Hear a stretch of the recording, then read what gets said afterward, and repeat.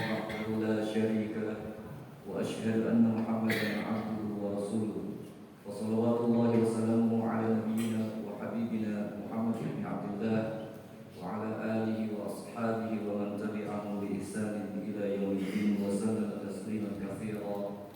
اللهم صل وسلم على نبينا محمد اللهم صل وسلم عليه. أما بعد فيا عباد الله, hadirin jemaah Jumat rahimani rahimakumullah.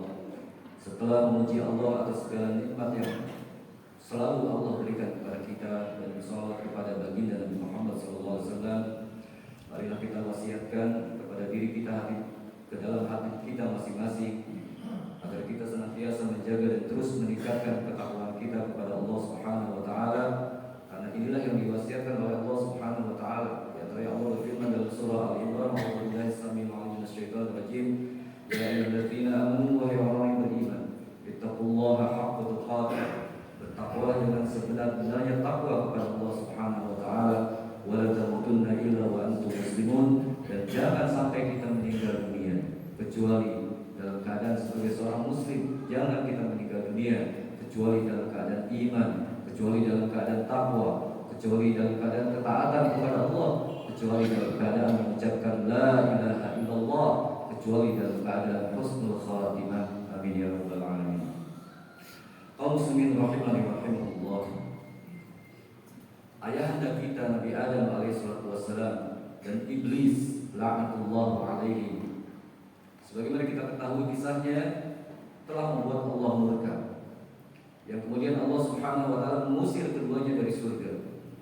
Akan tetapi kita lihat bahwa setelah diusir dari surga, Nabi Adam yang mengetahui kedudukannya yang hina di hadapan Allah, bahwa Allah lah yang menghidupkan dan mematikan, Allah lah yang memberikan rizki kepadanya, Allah lah tempat bergantungnya, Allah lah yang akan memberikan pertolongan kepadanya.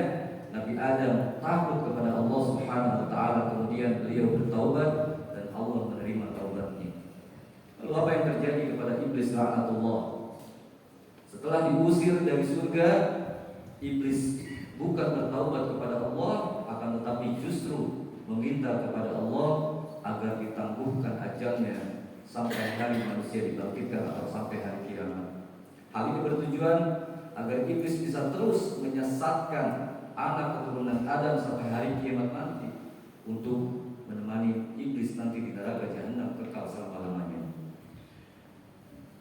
Karena satu dosa, kemudian iblis terjerumus ke dalam dosa berikutnya, dan dosa berikutnya berakhir kepada kekufuran. Lalu apa penyebabnya? Ketika Allah tanya, sebagaimana Allah firmankan di dalam surah Al-A'raf ayat 12, Allah Subhanahu wa taala berfirman, "A'udzubillahi minasyaitonir rajim. Qala ma mana'aka alla tasjuda idh amartuk?" Wahai iblis, kenapa engkau tidak mau sujud kepada Adam padahal aku yang perintahkan? Aku yang memerintahkan engkau, kata Allah, untuk sujud kepada Adam. Kenapa engkau tidak mau? Maka kata iblis, qala ana khairun minhu. Aku lebih baik daripada Adam. Khalaqtani min narin. Aku lebih tinggi dari Adam karena aku diciptakan dari api. Iblis jatuh ke dalam penyakit ujub atau bangga pada dirinya. Kemudian iblis mengatakan, wa khalaqtahu min tin. Sedangkan Adam itu hina karena diciptakan hanya dari tanah. Iblis jatuh ke dalam kesombongan, ujub dan iblis. Dari kisah ini ayuhal muslimun, kita bisa melihat bagaimana dampak dari sifat ujub dan sombong yang pada akhirnya membawa iblis yang tadinya hamba Allah yang taat, hamba Allah yang alim, yang saleh, berujung kepada kekufuran, berujung kepada kekafiran, dan akan disiksa di neraka selama-lamanya. Sifat ujub dan sombong adalah sifat yang sangat berbahaya, karena akan membawa seseorang kepada kebinasaan yang sebinasa-binasanya. Oleh karena itu Rasulullah SAW bersabda dalam sebuah hadis yang diriwayatkan oleh Imam Tabrani, dihasankan oleh Imam Syekh Al-Albani rahimahullah. Kata Nabi SAW, "Salatun muhlikatun." Ada 3 hal yang membinasakan. Yang pertama, syukhun muta'ah, pelit kikir yang ditaati. Kemudian wahawan muttabi'ah, hawa nafsu yang diikuti. Dan yang ketiga adalah wa i'jabul mar'i bi nafsihi, kagumnya seseorang, takjubnya seseorang kepada kepada dirinya sendiri. Ibunda kita Aisyah radhiyallahu taala anha pernah ditanya tentang siapakah orang yang ujub. Maka kata Aisyah radhiyallahu taala anha, ia mengatakan, bila seseorang sudah memandang dirinya telah menjadi orang yang baik, bila seseorang telah memandang dirinya adalah orang yang baik, maka itulah orang yang ujub, kata Aisyah radhiyallahu taala anha. Kemudian ditanya lagi, lalu bagaimana jika sifat ujub tersebut disertai dengan merendahkan orang lain? Fadzalika kibr, maka itulah yang disebut dengan kesombongan. Ujub sangatlah berbahaya karena seseorang yang ujub merasa bahwa ia dapat memperoleh apa yang telah ia miliki karena dirinya sendiri, bukan atas pertolongan Allah Subhanahu wa taala, bukan atas pemberian Allah Subhanahu wa taala. Padahal kita ketahui bersama bahwa tidak mungkin ada yang bisa terjadi di alam semesta ini kecuali atas kehendak Allah Subhanahu wa taala. Allah Subhanahu wa taala berfirman dalam surah Al-Insan, "Wa ma tasyaa'una illa an yasha' Allah, innallaha kana 'aliman hakima." Dan mereka tidak bisa menghendaki sesuatu kecuali Allah pun menghendaki demikian. Innallaha kana 'aliman hakima, dan sesungguhnya Allah yang Maha mengetahui lagi Maha bijaksana. Hadirin jamaah Jumat rahimakumullah, ujub dapat disebabkan oleh banyak hal. Ujub karena harta yang banyak, ujub karena kepintaran, sebagaimana telah Allah tuliskan di dalam Al-Quran tentang kisah Qarun, di mana ketika Qarun sudah kaya, Qarun lupa kepada Allah dan mengatakan, innama utituhu ala ilmin indi, aku dapatkan hartaku karena ilmu yang ada padaku, karena kepintaranku. Dia lupa bahwa pemberi rezeki adalah Allah. Dia lupa ketika dia miskin, dia datang kepada Nabi Musa alaihissalam, meminta Nabi Musa mendoakan kepada Allah Subhanahu wa taala agar mengeluarkan Qarun dari kemiskinan. Dia lupa kepada Allah. Ujub bisa disebabkan oleh jabatan dan kekuasaan, sebagaimana Fir'aun dan Namrud yang Allah binasakan. Dan yang paling penting yang harus kita khawatirkan adalah ternyata ujub pun dapat terjadi karena amal soleh yang kita lakukan. Ujub dapat terjadi karena banyaknya amal soleh yang kita lakukan. Seorang tabi'in, sebagaimana dinukil oleh Syekhul Islam Ibnu Taimiyah dalam kitabnya Majmu' Fatawa, yaitu Sa'id bin Jabir radhiyallahu ta'ala anhu, yang mana beliau adalah murid sekaligus sahabat dari Ibnu Abbas radhiyallahu ta'ala anhu. Kata Sa'id bin Jabir, ada orang yang beramal kebaikan, tapi kebaikannya justru membawa ke neraka. Dan sebaliknya ada orang yang berbuat amal keburukan, tapi keburukannya justru membawa ke dalam surga.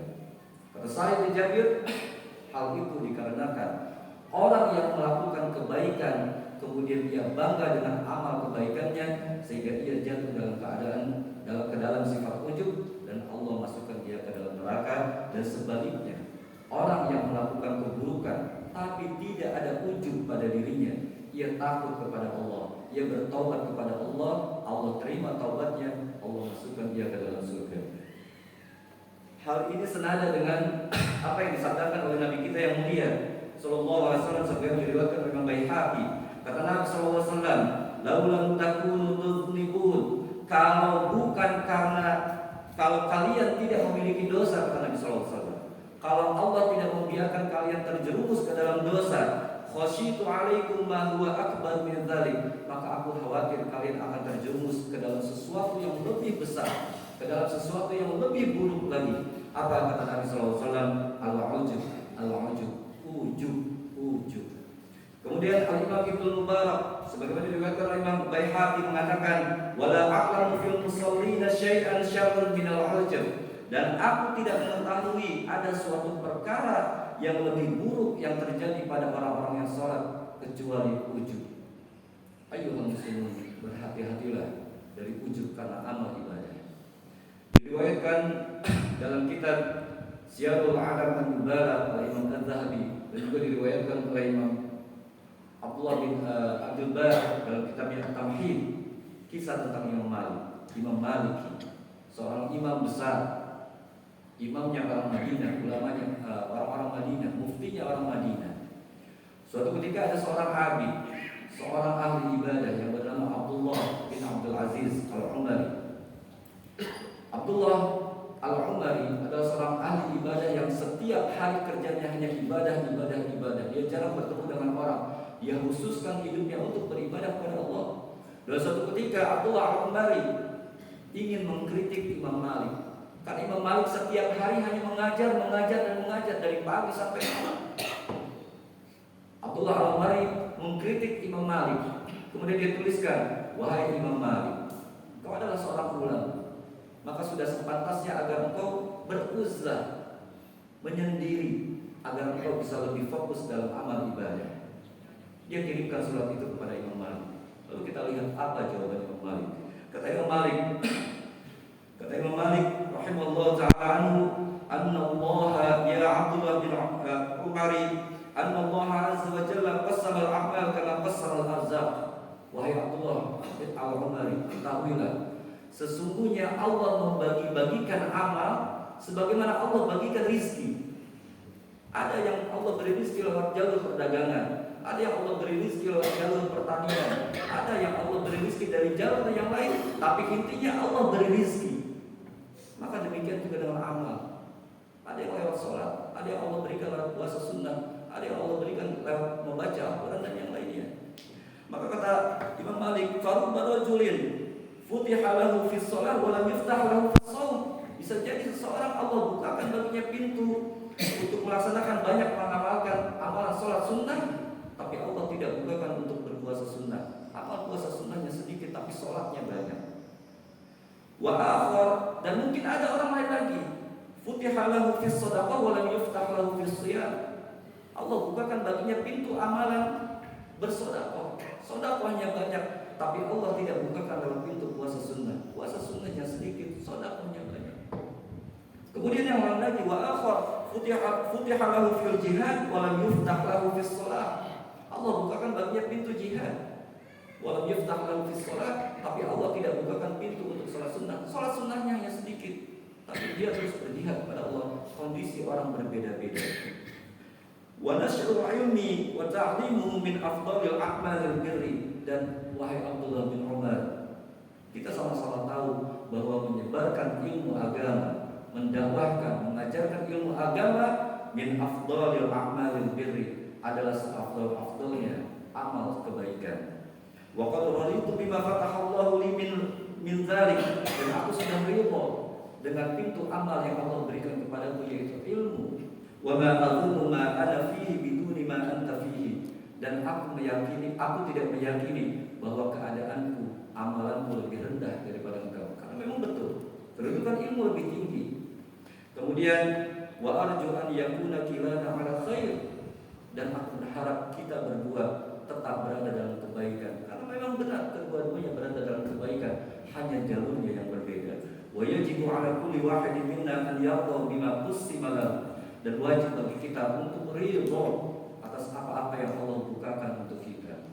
Ayyuhal muslimun, hindarilah sifat ujub dan sombong. Hindarilah sifat sombong ketika kita memiliki banyak amalan. Jangan kita merendahkan orang yang tidak beramal sebagaimana kita, karena bisa jadi dia memiliki amal yang dia sembunyikan, yang kita tidak tahu, dan ternyata amalannya lebih sempurna.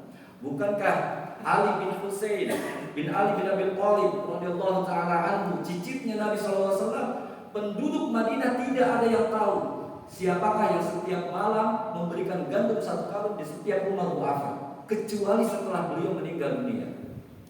Karena di punggungnya penuh dengan emas, dia angkut karung, 1 rumah 1 karung sendiri, tidak ada yang tahu kecuali setelah dia meninggal. Radhiyallahu taala. Ada seorang salafus saleh berpuasa 40 tahun, bahkan anak istrinya tidak tahu.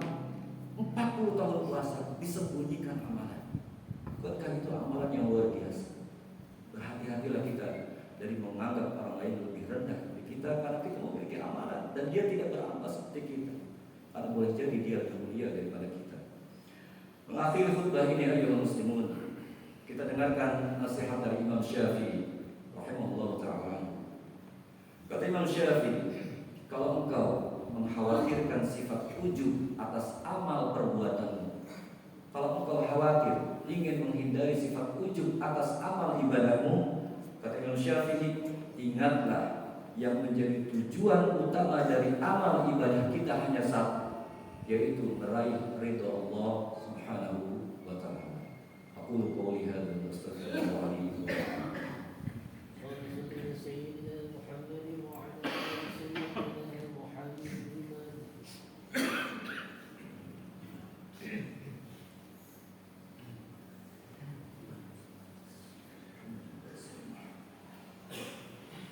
الحمد لله الذي أرسل رسوله بالهدى ودين الحق ليظهره على الدين كله. أشهد أن لا إله إلا الله وحده لا شريك له وأشهد أن محمدا عبده ورسوله. وصلوات الله وسلامه على نبينا محمد خاتم النبيين وإمام المتقين وعلى آله وأصحابه ومن تبعهم بإحسان إلى يوم الدين. أما بعد فيا عباد الله أوصيكم ونفسي بتقوى الله فقد فاز المتقون. واعلموا أن الله قال تعالى في كتابه الكريم: أعوذ بالله من الشيطان الرجيم، ادعوني أستجب لكم. وقال تعالى: إن الله وملائكته يصلون على النبي يا أيها الذين آمنوا صلوا عليه وسلموا تسليما. اللهم صل وسلم على نبينا محمد وعلى آل محمد كما صليت على سيدنا إبراهيم وعلى سيدنا إبراهيم إنك حميد مجيد. اللهم بارك على سيدنا محمد وعلى سيدنا محمد كما باركت على سيدنا إبراهيم وعلى سيدنا إبراهيم إنك حميد مجيد برحمتك يا أرحم الراحمين. الحمد لله رب العالمين. اللهم ربنا ظلمنا أنفسنا وإن لم تغفر لنا وترحمنا لنكونن من الخاسرين. اللهم اغفر لنا ولوالدينا وارحمنا كما ربيانا صغارا. اللهم اغفر للمسلمين والمسلمات والمؤمنين والمؤمنات الأحياء منهم والأموات إنك سميع قريب مجيب دعوات ويا قاضي الحاجات. اللهم إنا نعوذ بك من العجب والكبر، نعوذ بك من العجب والكبر، نعوذ بك من العجب والكبر. اللهم طهر قلوبنا من النفاق وأعمالنا من الرياء وألسنتنا من الكذب وأعيننا من الخيانة. اللهم اهدنا لأحسن الأخلاق فإنه لا يهدي لأحسنها إلا أنت، واصرف عنا شيء الأخلاق فإنه لا يصرف سيئها إلا أنت. ربنا آتنا في الدنيا حسنة وفي الآخرة حسنة وقنا عذاب النار. وصلى الله وسلم على نبينا محمد وعلى آله وأصحابه ومن تبعهم بإحسان إلى يوم الدين. وآخر دعوانا أن الحمد لله رب العالمين. أقم الصلاة.